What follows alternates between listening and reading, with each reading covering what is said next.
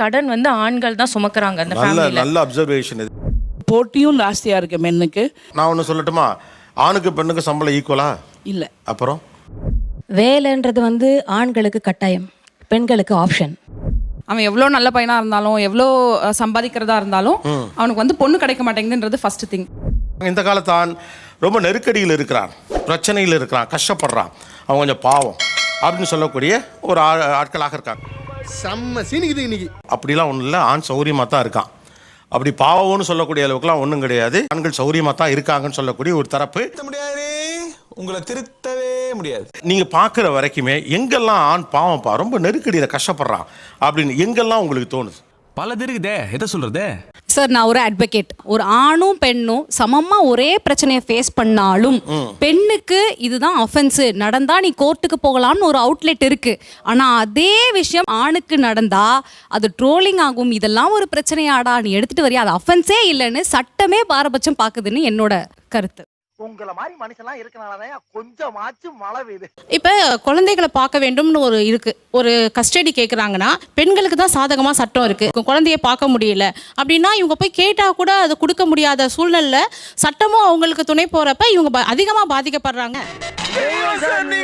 இது என் கடமை இல்லை. நவீன காலத்தில் அவனுக்கு ஒர்க் ப்ரெஷர் ரொம்ப ஜாஸ்தியாக இருக்குது சார். ஒன்று வந்து ஃபிசிக்கலாக நிறைய ஹார்டாக இருக்கிற வேலை வந்து இன்னமும் மென்னுக்கு தான் கொடுக்குறாங்க. மனசுல இருக்கிறதெல்லாம் அப்படியே சொல்றேன், மகராசி நல்லா இருக்கணும். எல்லாத்துலேயுமே வந்து விமெனுக்கு ஒரு கோட்டா இருக்குது.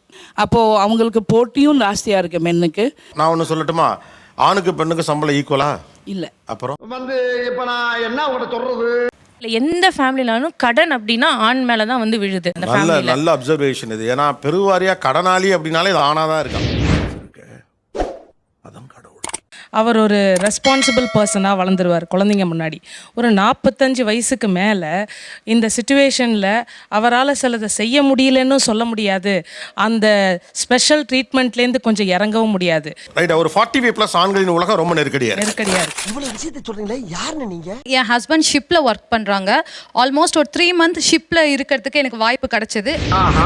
நான் அவரை கூட இருந்து பார்க்கும்போது தான் தெரிஞ்சது, ஈவன் என் ஹஸ்பண்ட் மட்டும் இல்லை, அங்கே அந்த கப்பலில் இருந்த அத்தனை ஆம்பளைங்களுமே புயல் மலன் பார்க்காம அந்த ஃபேமிலிக்கு நல்ல லைஃப் ஸ்டைல் கொடுக்கணும்னு சொல்லிட்டு பார்க்கும்போது ஆண் வந்து தொடர்ச்சியாக ரொம்ப ரிஸ்கியான கடினமான வேலைகளை செஞ்சுக்கிட்டே இருக்கான். வெள்ளக்காரங்களையும் கொஞ்சம் நல்லவங்க இருக்காங்கன்றதை நீங்க நிரூபிச்சிட்டீங்க.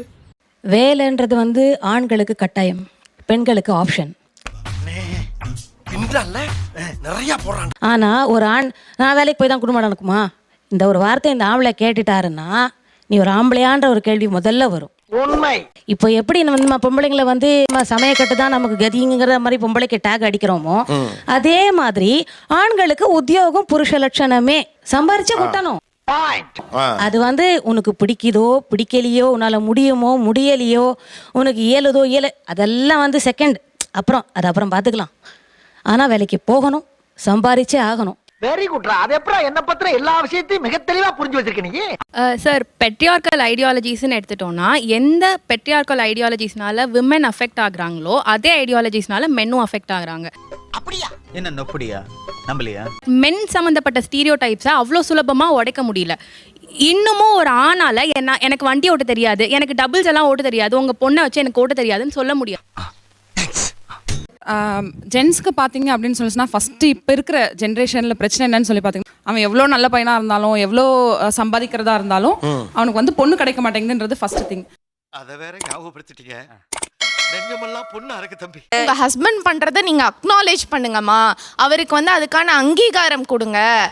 அதுதான் நீங்க சொல்லணும். ஒரு பேறு காலத்துக்கான விடுமுறை பெண்களுக்கு இருக்கா? இருக்கு. அப்படி ஆணுக்கான விடுமுறை என்ன இருக்கு? இதுக்கு தான் உங்க பதில கேட்குறாங்க. நீங்க வந்து அவங்க பண்ற இந்த சின்ன சின்ன ஹெல்ப்ஸ் எல்லாம் க்ளோரிஃபை பண்ணி, இதே இத்தனை ஆண்டு காலமா 100 ஆண்டு காலமா பெண்கள் தான் அதை பார்த்துட்டு இருக்காங்க.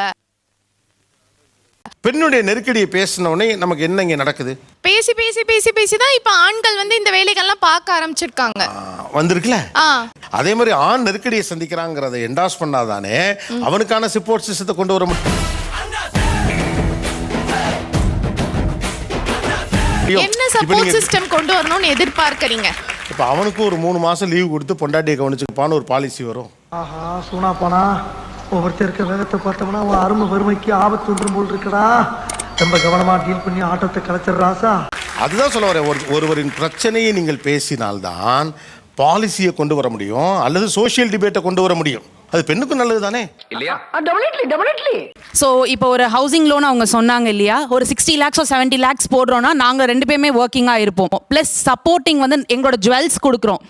ஸோ ஒரு கடன் அப்படின்னு வரும்போது அவங்கள மட்டும் நாங்கள் அதில் சுமத்தலை. இது ஒரு நல்ல கேள்வி. பதில சொல்றா. எத்தனை பெண்கள் உங்கள் கல்லூரி தோழிகளிடம் கைமாத்து வாங்கியிருக்கீங்க? ஆன கேளுங்க, கிட்டத்தட்ட பூரா பெண் மட்டும். சோத்திரையும் அடி வாங்கியாச்சு, சேத்திரையும் அடி வாங்கியாச்சு. இஎம்ஐ டேட் வந்துருச்சு, உடனே பணத்தை டிரான்ஸ்ஃபர் பண்ணுன்னு கேட்டிருக்கீங்களா? இல்லை. ஆனா உங்க கணவர் கேட்டு எந்த பால் போட்டாலும் கோல் போட்டுறானே. பெண் பங்களிக்கலன்னு சொல்லல. இங்க விஷயம் என்னன்னா, பொறுப்பு 2 பேருடையது, பிரஷர் யாருடையது? வலையை விரிக்கிறான், வம்பளுக்கிறானே. வாயை கொடுத்து வாயில முன்னோட ஊர் வச்சிடக்கூடாதா சாமி? இப்போ எனக்கும் தெரியும் இஎம்ஐ வரும்ன்றது, பட் பிளானிங் எனக்கு இருக்கும். அவங்களுக்கு இல்லாதனால தான் அவங்க அந்த கடன்ற விஷயத்துக்கே போவாங்க. அப்படியா விஷயம்? இப்ப நீங்க சொன்னது சரிமாலாம். இப்ப தங்கச்சிக்கு கல்யாணம் பண்ணணும், நல்ல சம்பந்தம் வந்துருச்சு, கடன் வாங்கலாமா கூடாதா? கொஞ்சம் தலையசைச்சா கூட சம்மதம்னு ஒரே போடா போட்டுருவாங்க. மூச்சு முட்டி செத்தாலும் பரவாயில்ல, வெட்டுப்பட்டு சாக கூடாது. ஃபேமிலி அவங்க மேல போட்ட ப்ரெஷர்ல வாங்க தான் செய்யறாங்க. பிரஷர் யார் போட்டா? இப்படி குண்டக்க மண்டக்க பேசினா ஒரு மனுஷன் என்னதாப்பா பண்ண முடியும்பா? சார் அப்ப அப்பா அதை முன்னாடியே கரெக்டா செஞ்சு வைக்கல. சரியா செய்யல. அப்பாவும் ஆண் தான். ஐயோ எல்லா பக்கம் அணக்கட்டுறான். இவ்வளவு பேசின நீங்களே கூட அவங்க அப்பா பொறுப்பு இல்லாம நடந்துக்கிட்டாரு தான் சொன்னீங்க. எங்க மூஞ்ச உங்க மூஞ்ச மாதிரி சாணில செருப்ப முக்கி அடிச்சாங்க. இதுக்கு இணையா இன்னொரு சிக்கல் இருக்கு, அதிகமான சொத்தும் ஆண்டதா இருக்கு. அதை தான் நீங்க பேசணும். திடீர்னு அப்பாவுக்கு சப்போர்ட் பண்ற? சப்போர்ட் இல்லம்மா, நியாயத்தை சொல்றேன். Gender Rolle's sir. ஜெண்டர் ஆணா இருந்தா ஃபினான்ஷியல் பொறுப்பு மொத்தத்தையும் அவன் சுமக்கணும்னு இப்போ காலமா சொல்லி அதுல இருந்து மீண்டு வர முடியாம திணறாங்க. அப்படி அர்த்தம்? நீங்க சொன்ன மாதிரி நான் அவஸ்தைப்பட்டது இல்ல, கடன் நினைச்சு நான் ராத்திரி தூக்கத்தை தொலைச்சது இல்லை. ஆனா எங்க அப்பா தூக்கத்தை தொலைக்கல பார்த்திருக்கேன். என் அண்ணா கசின் அண்ணா படுறதெல்லாம் நான் பார்த்திருக்கேன். என் கல்யாணத்துல கூட நான் சிரிச்சுட்டு தான் நின்னே தவிர எங்க அப்பா என்ன கஷ்டப்படாரு, எங்க சித்தப்பா என்ன கஷ்டப்படாரு நான் யோசிக்கல. எல்லாரும் முன்னாடி தப்பா ஒத்துக்கிட்ட பாரு, அப்பயே நீ ஏன் பிள்ளைதான்ப்பா. இன்னைக்கு இருக்க நெருக்கடியில் அவனுக்கு வேலை கிடைக்கல, ஏதோ 20,000 ரூபாய் சம்பளம், அவனுக்கு பொண்ணு கொடுப்போம், இங்க கொடுக்குறீங்களான்னு கேட்குறாங்க. காம்படிஷன் ஹெவியா இருக்கு சார், அதுக்கேத்த மாதிரி நீங்க தான் இது பண்ணணும். இப்போ நீங்க என்ன யாரை தேடுறீங்க? பவர்ஃபுல்லான ஒரு ஆணை தான் தேடுறீங்க. கரெக்டா கட்டுவிட்டா? 20,000 ரூபாய் சம்பளம் இருக்கக்கூடிய ஒரு ஆணை ஏத்துப்பீங்களான்னு அவங்க கேட்குறாங்க. பெண் ரெடியா இருந்தா, அடுப்படியை விட்டு வெளியில வர, வசவுகளை கேட்க ரெடியா இருந்தா, அவமானங்களை எதிர்கொள்ள ரெடியா இருந்தா, அஃப்கோர்ஸ் சப்போர்ட் சிஸ்டம் இருந்துச்சு. ஆனா ஏன் ஆண் ரெடியா இல்ல? மாட்னாடா மானஸ்த. ஆக்சுவலா அவங்க கேட்கறது ஒண்ணுதான். ஒரு பெண்ணால் அதை சொல்ல முடிஞ்சதுக்கு நான் முதல்ல பேச சொன்னேன், there is a சப்போர்ட் சிஸ்டம்னு. ஒரு மாமியார் சொல்லியிருப்பாங்க, இவங்க சொல்லியிருப்பாங்க, ஆனா கணவர் ஸ்ட்ராங்கா நின்றுப்பார். இப்ப மனைவி அப்படி ஸ்ட்ராங்கா நின்னா நடந்திருக்கணுமே. நீ கேட்ட ஒவ்வொரு கேள்வி என்ன செருப்பால் அடிச்ச மாதிரி இருக்குடா. ஒரு பெண் வேலைக்கு போவதை சமூகமாக நாம் ஊக்குவித்தோம். ஆண் வேலைக்கு போகல அல்லது குறைவான சம்பாதிக்கிறதையும் அல்லது பெண் சம்பாதிக்கட்டும் அப்படிங்கிறத ஒரு சமூகமா நம்ம அக்செப்டே பண்ணலையே. ஒத்துக்கிறீங்கய்யா? இப்பயும் எனக்கு சொல்லணும்னு ஆசை. 20,000 சம்பளம் இருக்கிற பையன் எனக்கு ஓகே தான், நான் அவனை விட அதிகமாக சம்பாதிக்கிறேன் பரவாயில்லன்னுட்டு. ஆனாலும் அந்த சின்ன ஒரு தயக்கம் இருந்துகிட்டே இருக்கு. ஓகே, மறக்காம சர்ப்ரைஸ் பண்ணுங்க.